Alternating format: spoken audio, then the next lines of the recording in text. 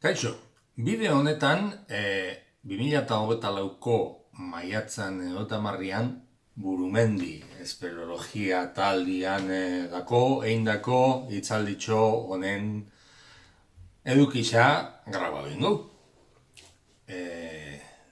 Nahi dozuen beste, edo nahi dozuen aldizetan konsultau izateko. Orduan, gaurko jardunaldi hau, mutriku eta olatz bailariari eskaini detzau bertako bioespeleologiari, hau da, lurpeko aitzuluetan bizi dira zen izakisei. Esan behar da, badirela 200 bat urte Euskal Herriko lezetan lehengo animali troglobisuak topauziranetik, hau da, lurpeko animali propisuak. Sentido punto horretan komeni da bereizketa txiki bat eitxia. Kobasuluetan topatzen dauzen animalisak oroar 3 klasetakoak dirala esan leike. Trogloseno esaten detzau, lezera kanpotik jauzitxako animali bati. Kanpotar animalisa dira, esate baterako hor ikusten duzuen zubia. Barruan topatzen dauz, baina ez dira berez barruko animalisak. Beste aldetik troglofiluak dakauz, hau da animali batzuk berez kanpotarrak dira zena, baina bere bizitzan parte bat lurpeko aitzuluetan eitzen dabena. Esate baterako hor ikusi zeinkien zabuzarrak dira ezagunenak. Bertako espezie batzuk sartzen dira kumiak eitzera edo hibernatzea. Eta hirugarrenak izango litzakez kobasuloko animali propioak. Bertan bizi dirala, bertan jaixo eta bertan hiltzen dira zenak kanpoko argirik ikusi barik. Horrek dira gure interesekuak, espeleologoan interesekuak, eta troglobio esaten detzauzenak. Orduan, honei buruz ibiliko gara, eta kobasuluetan bere bizitza osoan bizi dira zen honeg animalisok zelan bizi dira zen irudikatzeko irudi bat dakau hemen, liburu batetik etaratzagua, are artean edo harri zuluetan bizi dira zen izaki horretxek pixkat irudikatu da iguzen. Esan behar da oso bizimodu lasaixa dabilera, darabizela lurpian, eta guk ez gaitxu ezertarako bihar.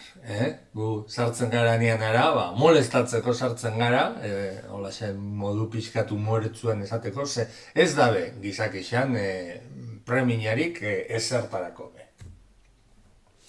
Esango dugu nondik jaten daben, ze, animali guztion modura, jateko preminia da. Orduan, bere elikadura hori lortzen dabe nagusiki bi bidietatik. Batetik, kanpotik jausten dan, lurpera jausten dan materia organikua, izan erreka batek erudan dakua, edo izan arrakaletatik filtratzen dana, batetik hori ezagunena da, edo animali haundixena jaten daena hori izango litzake, baina bero badira beste izaki batzuk, izaki mikroskopikuak dira, generalian, gai dira zena kanpoko ez zelako materia organiko barik bere alimentua jasotzeko.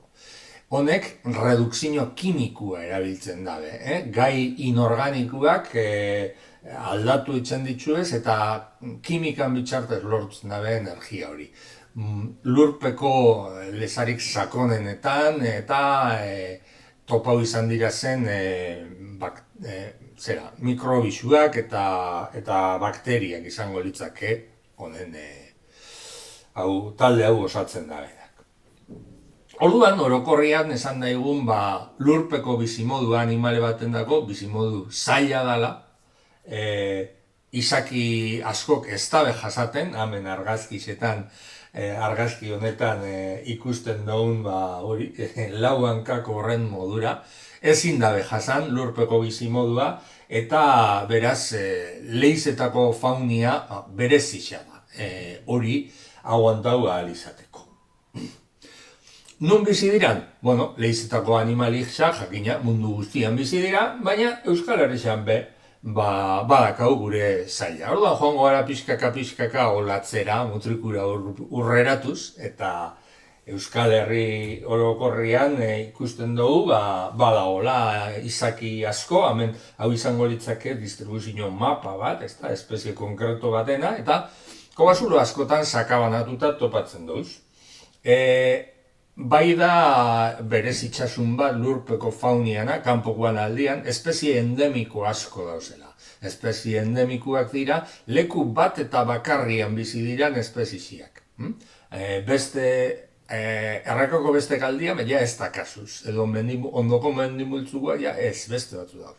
Espezie endemiko asko dago lurpeko fauna bere isolamentua dalata.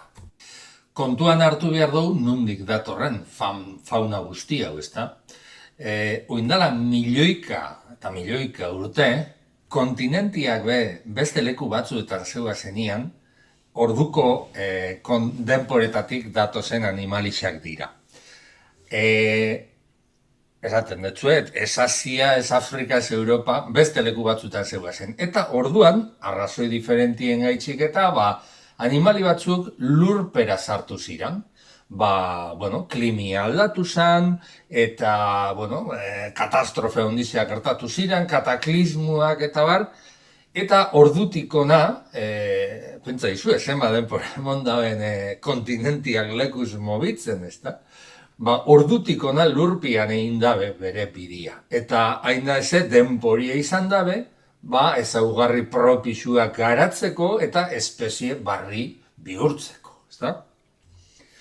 Orduan, hause da kontuan hartu behar duen gauza bat. Antxinan lurpian sartutako arek animalixak bide bat egin dabe, eta lurra zaletik ibilitzakoa beste bat. Baina ondiokan konpartitzen dabe jatorri komun bat. Zeo zelan esateko, kanpokuak edo barrukuak kanpokuen lenguzu, katxko txartian dira. Hori goizan bizi izan dira zenak, esan dago moduan, kataklismoak meteorituak eta danetik gertatu da, eta dinosaurizuak bere garaian estingidu ziren modura, beste animali asko desagertu ziren. Orduan, badakauz lurpeko animali reliktuak, oso berezia dira zenak. Lurpeko animali reliktuak dira, lurpian bakarri birezi dira zenak, bestien modura, baina kanpoko lenguzuak galdu inditzu ezenak. Orduan, munduan bakarrik lurpian iraundabe milioika eta milioika urtetik onako denpora horretan. Antxinako fosil bizidunak dira zela esan geinke. Oso espezie interesantiak dira, espezie reliktuak, eta amentxe, mutriku inguruan badakau zolakuak, ezta? Hemen dakazue, olatz, hemen zona honetako tokirik edo karstik ezagunena eta esanguratzuena duguna. Orduan, guazen ikustera pixka lehen esplikau dugu zelan, oindala 200 urte, deskribatu zen lehenengo euskal animali troglobizua, munduan ez da asko behatzera o joan biharre hori etxeko. Gizon honek hemen dakazuen Janez Baikat Balbazor esloveniar jauntxo batek, deskribatu zeban lehenengo historiako munduan lehenengo deskribatu dan espezie troglobizua lehenengoa. Eta da, hemen dakazuen Olm izenekua, herri izkeran Olm, eta gerora Proteus anginus, emon izan jakon izen zientifikua, da azken finean salamandra estiloko bat, baina antxinan sartu zan lurpian, eta kanpoko salamandren lurpeko lenguzua dala, esan geinke. Hau Balbazorrek 1689 deskribatu zeban, eta ez dugu esango berak deskubritu zeban, izan be, inguru hartako basarritxarrak aspalditxik ez eutzen zeben, ekizu ezetan zer izaten da, jakintzu bat etorri behar, arek deskubritu da beraketako. Kontua da, Esloveniako kobazuluetan, kobazulu asko da Eslovenian, lantzian behin ufalak eta zeua zenian eta batzutan kobazuluetatik urtetzen ziren alako animali arraruak eta hilitzen ziren. Baina orduan hori bazik izen. Eta orduan, hau Balbazor konturatu zen, hau zala berez lurpeko izaki bat. kanpora urtetzen zala istripuz, eta horixe da, munduan lehengo deskubridu zana, eta bioespeleologia zali ondako da pixkat gure maskotia, behin baino gehiagotan agertuko da hitzaldi honetan. Eta lehen esan dugun hori, oindala 200 bat urte, oindala 200 urte hasi ziren laginketa bioespeleologikoak, hau da, jentia ikertzen hasi zen. Baina, oindala ez hainbeste denpora, hause, Trecus narabaricus, edo navarricus, ez dakiz zelan, dan, deskribatu zen, lehengo euskal espezizia topausana, hamen dozuen kakalardo elegante hau dozuen. Eta hau, Félix de Villefroy-Cassini, ikerlari frantziarrak deskribatu zeban, nun eta Zarako kobetan, Lapurdiko koba ezagunak, ez da? Oindala, 155 urte beraz. Eta, hain zuzen be, kuriosua da, gaur egunean bioespeleologia pixkat, ez da garrantzi hundiri, baina bere garaian espeleologia hasi zanean, Euskal Herrian, hasi zan honetxekin. Hau da, lehengo ikerketak, esplorazioak bioespeleologikoak izan ziren, Euskal Herrian espeleologuok egin genduan lehenguak. Hemen dakazuen argazkixan, 1908ko argazki bat da, Eduard Martelen espedizioko kidiak. Orduan, lehengo ikusi duen modura, frantzesak ibili ziren Euskal Herriko lurpeko izakixak ikertzen. Lehenguak dauz, Charles Piochard de la Brulleri eta Eugene Simon. Horrek jakina bertako jentiakin lan eitzen zeben, bertakuak ezagutzen zituen kobazuluak. Eta forma horretan bertako espezialista batzuk be ikasi zeben eurekin, eta handik urte batzutara Serafin Uagon Bilbotarra eta Manuel Martínez de la Escalera Donostiarra be, iritsi ziren jakituria mailan nahiko importantera. Eta euren atzetik jakina beste asko gehiago etorri ziren. Baina, lehenguak honek izan genduzen. Aitzatu daigun zelan ikertzen duen lurpeko fauna, zein izaten da gure lara, zelan jasotzen duz.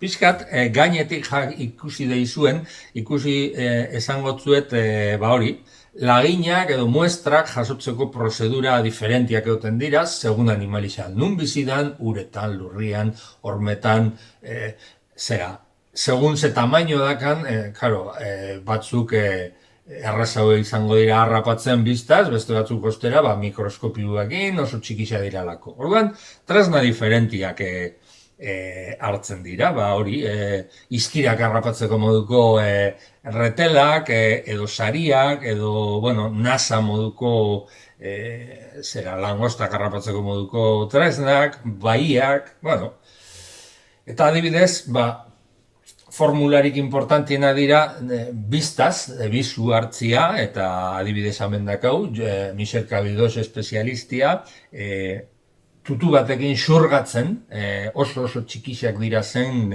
animalixak, filtro bat ipinitza jakina.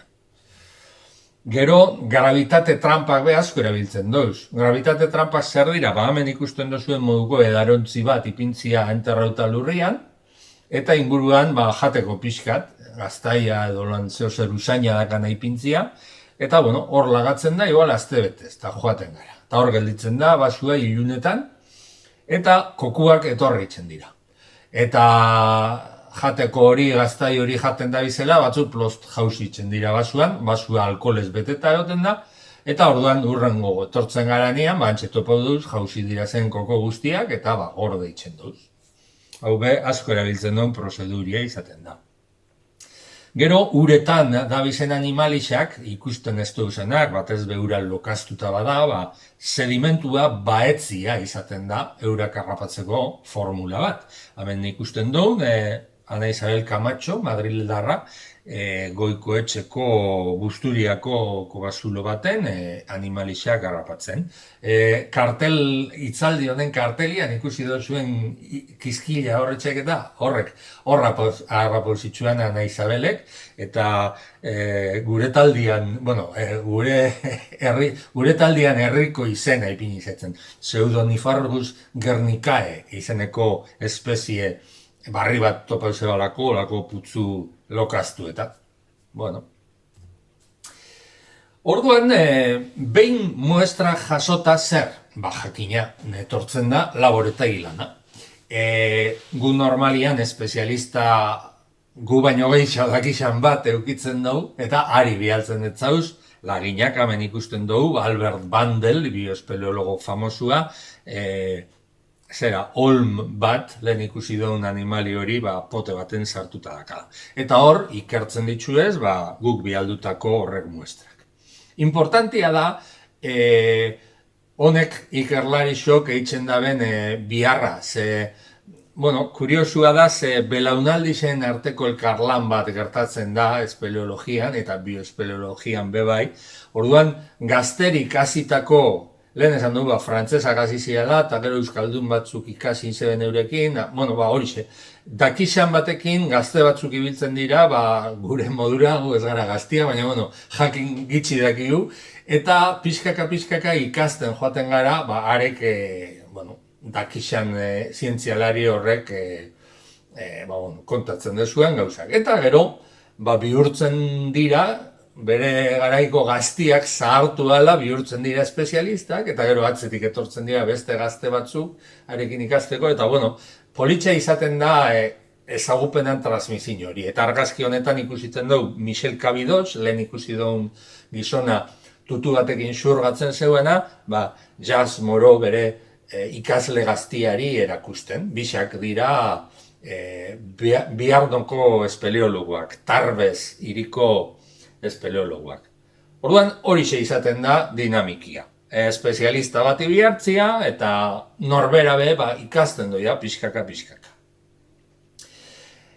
Oin esanotzuet lurpeko izakisak, iluntasun totalian bizi diralako, ditxuez ezaugarri berezi batzuk, milioika eta milioika urteko evoluzio horretan, ilunetan hobeto moldatzeko garatu ditzuezenak. Gisa esan da, horrek adaptazioak edo berezitxastak ez dira beti gertatzen eta ez dira animali guztietan aurkitzen. Baina, jakina batzuk evoluzioan urte milioi gehiago daroi evoluzioatzen eta beste batzuk gitxia, orduan ez ez demona aztik. Baina, karakteristika nahikoa nabarmena dira zenez, esplikauko tzuegu. Batetik itxuak izaten dira, edo bestela biztia oso murriztuta eukitzen dabe. Hemen ikusten duen zabuzarran begixan moduan.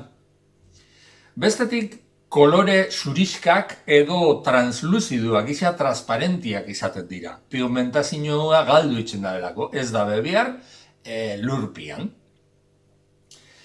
Gainera, zentzumen taktil edo kimikoen desarrollo berezia eukitzen dabe. Zelan izaten den persona itxu batek denporiakin desarrollatzen dauen gehiago entzumena, usaina, konpensatzeko bere bizta faltari. Esan genke, lurpeko animalizak olako hipergarapen bat eukitzen dabe, taktil modura edo gai kimikoak detektatzeko gaitasuna, lurpeko mundu ilunean hobeto bai mobitzeko, bai elikatzeko eta bai binatzeko edo kumiak eitzeko, ezta? Baitxabe, euren apendizien luzapen bat eukitzen da. Hau da, hankak, besuak, antenak, kanpotarrak lurrazaleko lehen guzuak baino luziagoak izaten ditzuez.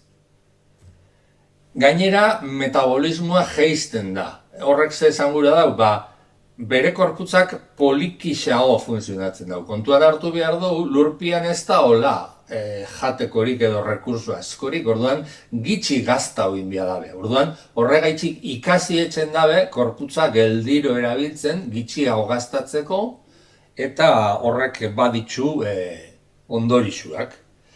Gainera, kontuan hartizue, euskisak emoten daen zikluago eta 4 ordukoak eta kanpotarron dago hain normala dira zena, eurendako ez dira existitzen.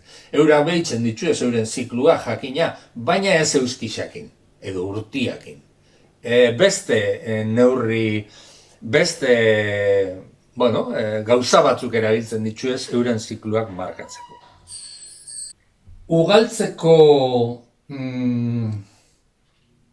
zikluak bebai, esandako moduan ez dira euski edo eguna eta gaban arteko kontua. Baizik eta elikagaixan araberakoa. Hau da, jatekoa badao, orduan ugalduko dira, kumiak egingo ditu ez. Baina jatekorik ez daun epoketan, kume gitxia egingo ditu ez, da ez dira reproduziduko. Eta eraberian, bizitza zikluak be lusatu itzen dira. Egoten dira animali batzuk zikluak eukitze ditu ez. Adibidez, lehenengo larba dira, gero pupa bihurtzen dira, gero jaixu itzen. Horrek guztiok be lusatu itzen dira denporan, arrazoi berdinean gaitxik. Eta adibidez, kume gitxia eukitzen ditu ez. Badakizue, lurrazaleko animalitzetan oso normala dela, arrainetan esate baterako, arrautzak ipini, parrastadan, eta gero hor gelditzen dira, eta jaixotzen dira danak, eta gero asko hileitzen dira, ezta?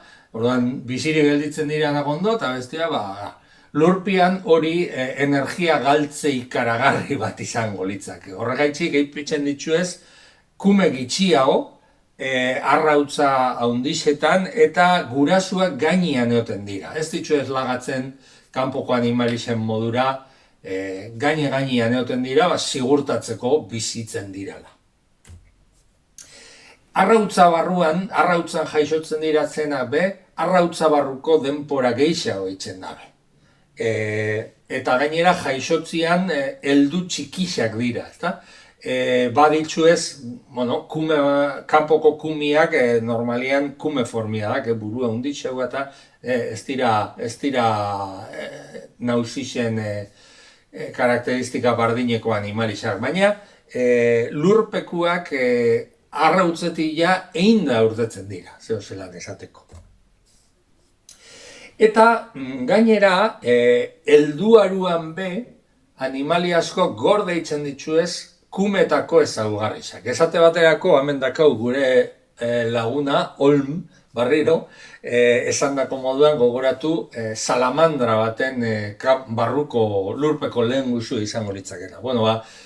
Salamandrak kumetan sakatzak eukitzen ditu ez, arnaz hartzekuak, baina gero heldu ahala galdu itzen ditu ez horrek umetako sakatzok. Lurpekuak, Proteus anginus edo Olm animalizak, gorde itzen ditu horrek sakatzok bizitza guztian. Eta gainera, denpora nabarmen luzia bizi dira.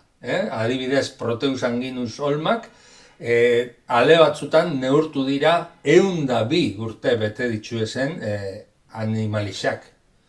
Orduan, bere lehen esan duen metabolismo geldua eta oso luzia dakezelako. Lau berba taxonomiari buruz. Taxonomia bizkor esateko da animalixak klasifikatzeko sistemia. Linneusek 18. mendian ezarri zebana. Horren arabera, izaki guztiak dakauz gure espeziziak eta gure izen zientifikoa.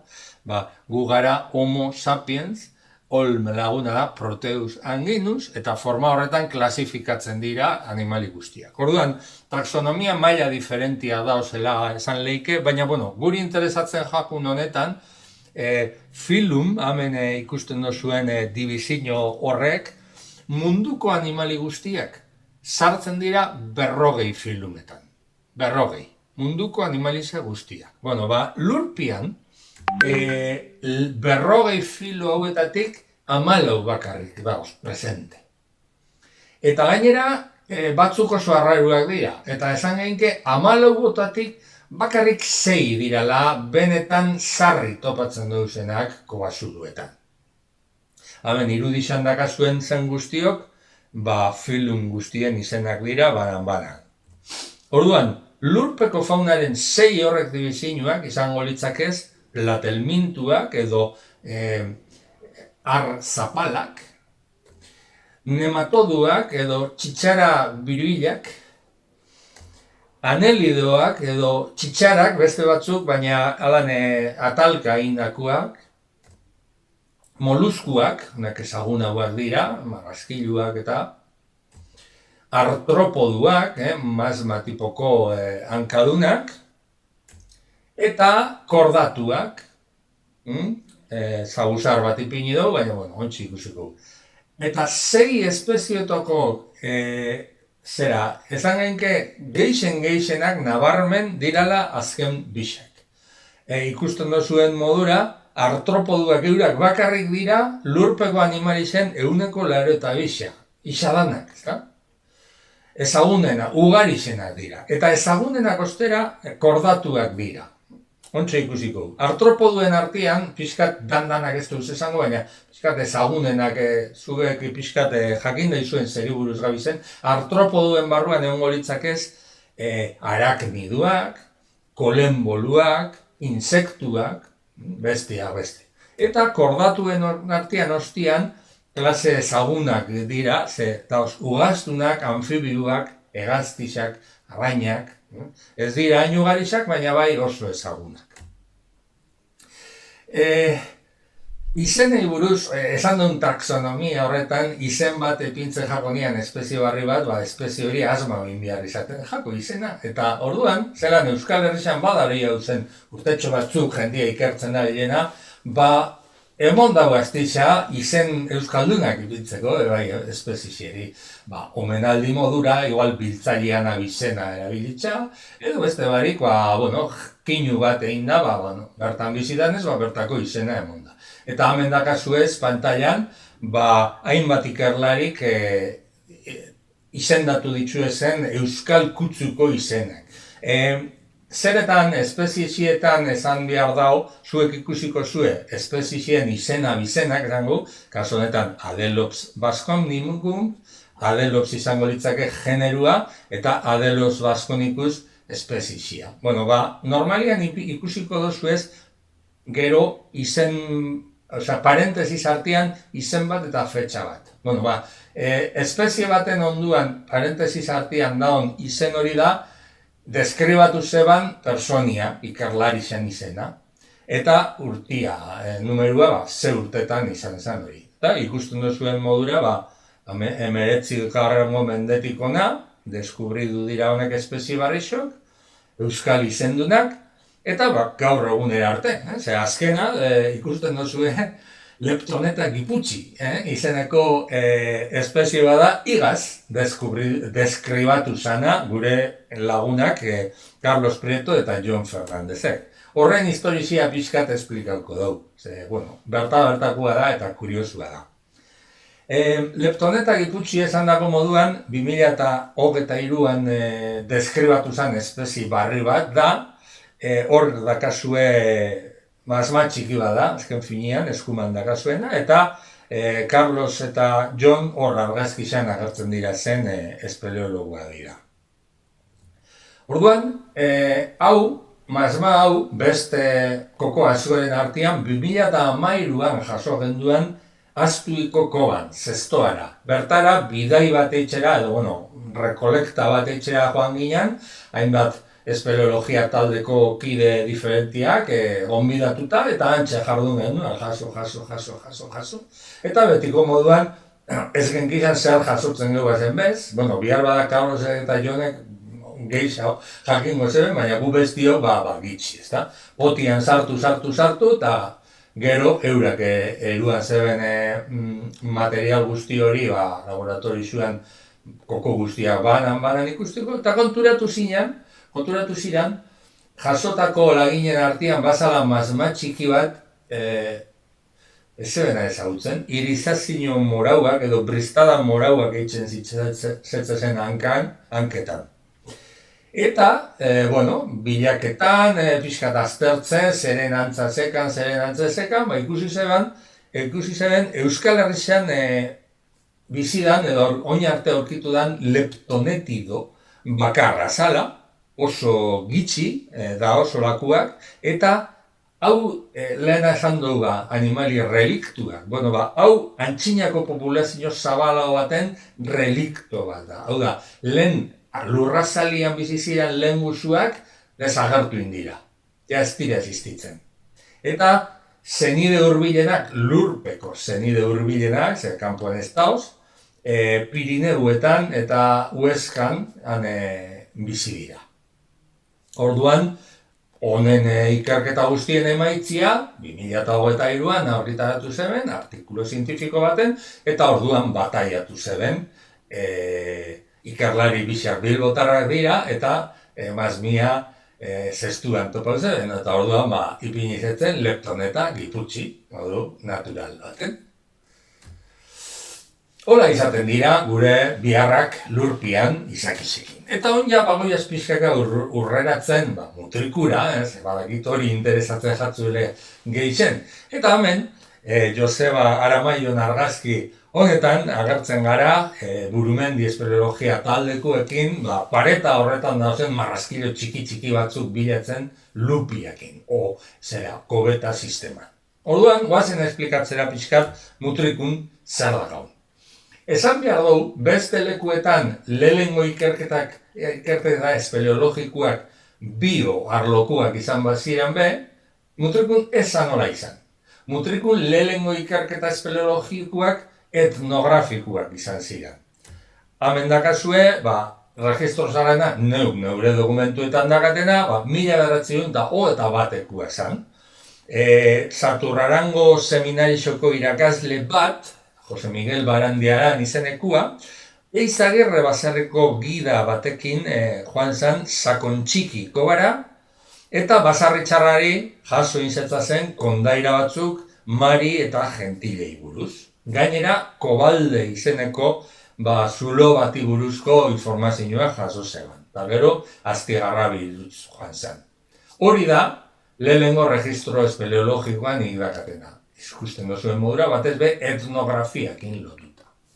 Gero 1927tik aurrera eta gerrar arte, Barandiaran bera, Gentiletxetan ibili izan, eta hemen arkeologia arloan sakondu zeban, induzketak eitzen. Gero eten batean zan, gerra ostian, eta barriro noiz agertu ziren espeleologuak, 1950 hamarkadan. Juanito San Martín, Eibartarra, hemen argazkixan ikusten duguna, zuen koba baten, Gentiletxetako kueban dau. Etorri izan eta 1952an, Arnoaten eta Olatza Beletxe basarrizetan ibili izan, eta Juan Mari Barrutia eta Pedro Iriondokin berbetan, haren lekukotasuna jaso zituen. Informazioa, kuebak nun zegoa zen, eta bar. Eta gero, 1953an, Iruroin, Susugarte eta Gentiletxeta ibili izan ikustaldisa eitzen. Orduan, etnografia, arkeologia, esplorazioa horrek izan ziren espeleologian hastapena mutrikun. Eta bioespeleologia edo kokuekin lehengo biharra inzebana talde hau da. Gazte batzuk, urrengo belaunaldisa, arantzadin, lehen esan du, belaunaldi bat bestiakin tartekatzen dela edo. Honek, 60ko hamarkadan sartu ziren gaztiak, itzulin ziren mutrikura, eta 64an Kobalde neon ziren, 65an Kobetan, 66an erdiko errekan trazado bat inzeben, kolorante batzukin, eta Kobetan segidu zeben barriro, 60an beharratzi izan Kobeta, asko dago esploratzeko, eta gaur ondioken ez da behar maitxu. Orduan, klase diferentetako ikustaldizak eitzen zitzuezen, datua jaso, eta horren artean lagin biologikoak jaso zitzuezen. Horrek dira, mutrikun, jaso ziren lehengo lagin biologikoak. Orduan, lagin biologikoekin, gaurko modura, berdin, eurak topau zeben espezialista bat, horrek ikertzen zitzuena, eta berari bialtzen ezetzezen jasotako kokuak. Eta harek Bueno, hau Francesc Espainol da, argazkikoa, bere katalan bat, eta berak determinatzen zeben, jasotako espeziak zeintzu ziren, nun bizi ziren, eta horren artean, gehienak espezie ezagunak ziren, eta orduan jakitzen zeben, txeko bat bizi ziren, baina batzutan sorpresak egoten dira. Eta arantzadikuak 76an kometan jasotako laginen artean agertu zen espezie barri bat. Espezie barri hori nik dakitzela da mutrikuko espezie edo animali endemiko bakarra. Bakarrik Arnoko mendi multzuan, Arno izarraitz, hortxe bizi da eta beste inun bez. Hau da, Arantzadiela leizaolai izen ipinizetzen. Generua Arantzadiela taldian omenez, Arantzadi zientzia elkartea, eta leizaolai espezizia jaso zeban mutilian gaitxik, Fermin Leizaola. Eta hemen dakazue, bertan artikulu honetan argitaratu zen, 71an, 5 urte gerua, jaso eta 5 urtera argitaratu zen, eta hemen dakazue, argazkitzan zelako itxuria dakan. Hau argazkitzau, bazan azteko argazki bada, alako, kakalardo txikitxo bada. Txikisa, hain txikisa ez, hor ezkerreko argazkitzan ikusten duzue persona bat, pintza batekin apuntatzen dago pinporta bat, horixe da. Tamaino hori daka, Arantzadiela leizaolai mutrikuko espezie endemikoak. Ondo zaindu biharreko maskotia, mutrikuaren maskotia, hause izan behar. Orduan, historia pixkatik dugu eta gaur egunera etorri gara. Zein da egoeria mutrikuko ikerketa bioespeleologikoa gaur egunean? Gaur egunean badakau lehen inoiz sekulan bez egon estan gauza bat, eta da bertako talde espeleologiko bat. Kontuan hartizue, oin arte ibilitzako talde guztiak ziren, Donostiakoak, Eibartarrak, bateak inunguak, eta orduan ailegatzen zirenean mutrikura, mutriku urrin zegoen egin dago. Orduan, gitxi ikertzen zen, mutrikun. Baina, Burumendi espeleologia taldea sortu danetik, bertan, astero dabilen jente badakau, eta jakina, horrek aurreraka da handisa ekarri dau ikerketen aurrerapenerako. Gehixen nabarmentzen dana da, esplorazioan. Hau da, lehendik ezautzen ziren kobazuluak, hobetu ikertu dira eta asko kilometro gehiago hartu dituzue lurpian. Batez be herriko ikerketa eremu nagusidan olatzen, eta bereziki kobeta izeneko sistema oso erraldoian, eta hor dabiz buru belarri gure Burumendiko lagunak. Laginketei barriro berrekin jako, hau da, kokuak hartzen hasi dira barriro, baina ondiokan esporadikoki. Izan be, badake ondiokan entretenimentu asko esploratzen duen.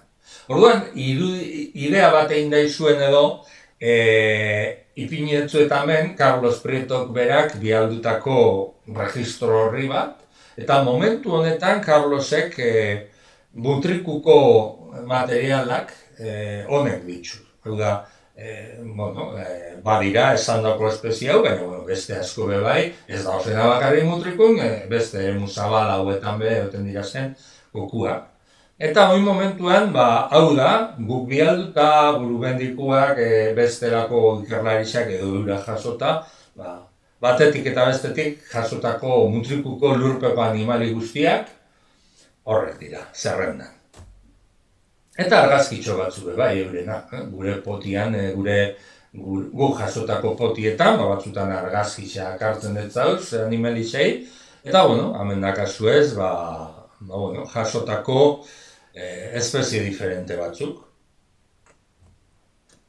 Orduan, hori zera gure papela, bildu, aldana ikertu, eta ezin dana ikertu, gorde, urrengo belaunaldi jakintzuago bat datorrenian, hobeto estudizagoak izateko, ezta? Eta horrek potiok, ondo gordeta eduki bilduma baten, edozein ikerlarik bere esku eukitzeko, material hori kondizio honian. Baina, esan dako moduan, oin burumendiko lagunak askodak esploratzeko, eta espeleologuei gehitzen gustatzen jakuna hori da galeria barrixak, koma barrixak esploratzia, eta hortan joaten da denporia. Eta oin momentuan, zelan burumendi esateko hasi barrikoa dira zen, hortan naiz. Eta beraz, bioespeleologia kontuak eta poliki joango dira eta etorriko da hortaz kezkatzeko momentua. Zer gertatuko dalako? Egunen baten, aurkikuntza hundi eta espektakular horre guztiok amaitxu ingo dirala, eta ADS-ekuei paseu jako modura. ADS da nire espeleologia taldia, Gernika bueltan gabizenak eta leharti baien, ezta? Homen irudi izan dakasuenak dira, guk topauta gure zonan dakauzen kuebak, ikusten duzuen modura, isa tapa bitzen da, emapia kueba pilu horrekin. Orduan, alako baten burumendikuak lortuko da data esploratzia eta tokauko da errebizatzia barriro, koba ezaguna, beste ikuspegi batekin edo dato gehigarri bila.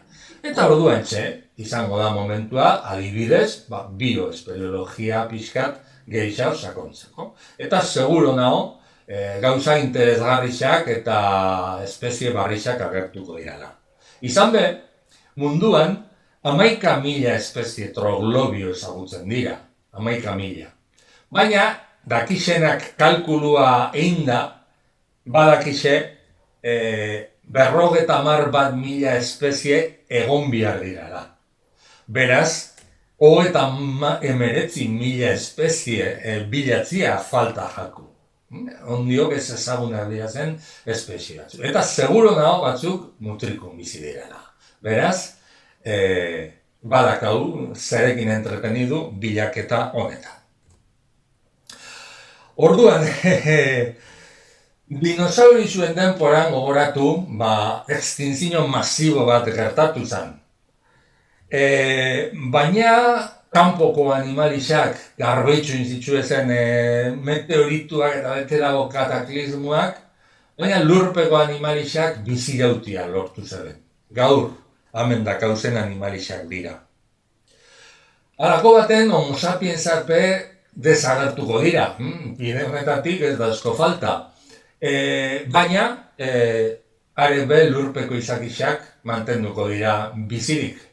Gure ostian, etorriko diran espezie barrixekin bizitzeko.